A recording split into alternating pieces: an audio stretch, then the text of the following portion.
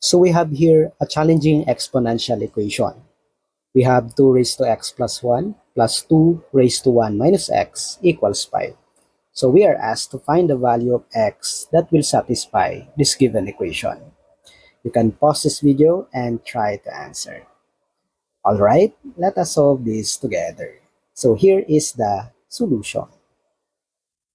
So first, we need to rewrite each term on the left side of the equation using the laws of exponents. So if you have 2 raised to x plus 1, that can be expressed as 2 raised to x times 2 raised to 1. Since based on the law of exponents, so if you will multiply two exponentials with the same base, copy the base and add the exponents. So we can also rewrite this as 2 times 2 raised to x, okay? Because multiplication is commutative.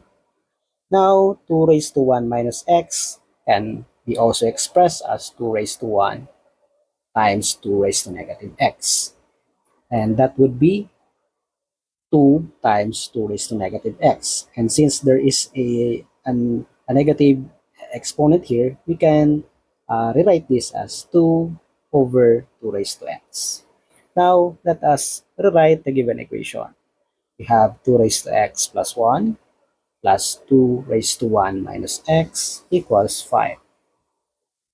So, earlier, 2 raised to x plus 1 is 2 times 2 raised to x. 2 times 2 raised to x. And 2 raised to 1 minus x is 2 over 2 raised to x. And everything is equal to 5. Now, we need to make a substitution.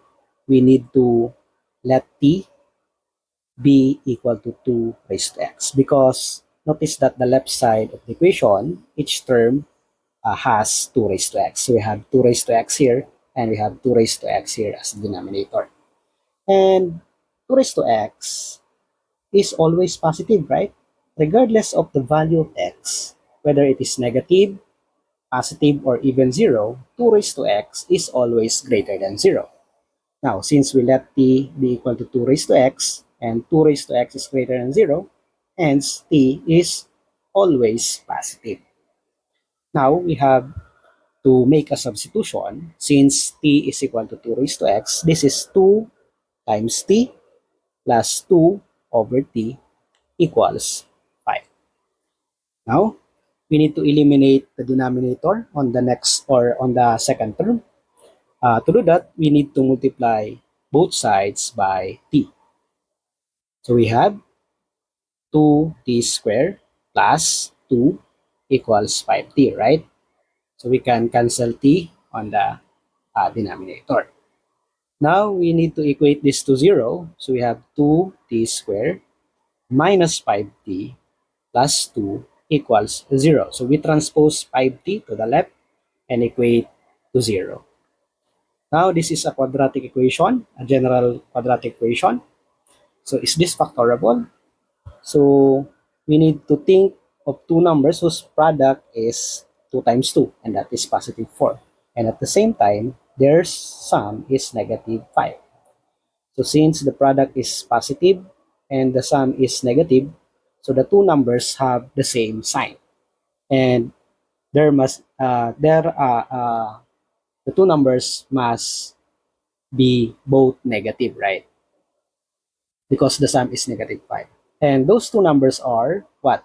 Negative 4 and negative 1. Because negative 4 times negative 1, the product is 4.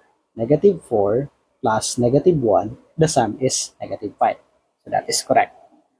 So we have to rewrite the given quadratic equation as 2t squared minus 4t minus t. So negative 4 and negative 1 here. So that is negative 5t. So this is negative 5t, right? So plus 2 equals 0. Now let us apply grouping. So we need to factor this using grouping. So 2t squared minus 4t. So let us group this two terms.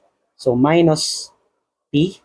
So minus 2, right, equals 0. Because we put a parenthesis and then we use a negative sign here. So negative times negative, that is positive, right? Now, the common factor is 2t, right? 2t. So 2t squared divided by 2t. So we have t minus 4t divided by 2t, that is 2, minus t minus 2 equals 0. Now, since we have t minus 2 and t minus 2, actually we can cancel this, and we have 2t minus 1 times t minus 2. So that is a shortcut. But if you would use original factoring, they have t minus 2, both term, right? So we have to factor out t minus 2. So divide this by t minus 2. So we have 2t, right? And then minus t minus 2 divided by t minus 2 is 1. So they are just the same, right? So if you would cancel this, we have 2t minus 1, 2t minus 1, and then multiply it by t minus 2. Okay? Now, using the zero product property, t minus 2 can be equal to 0, or 2t minus 1 can be equal to 0, or both. Now, solving for t is equal to 2, and 2t equals 1, dividing both sides by 2. So here, t is equal to 1 half. We set t, we know that t is greater than 0, positive.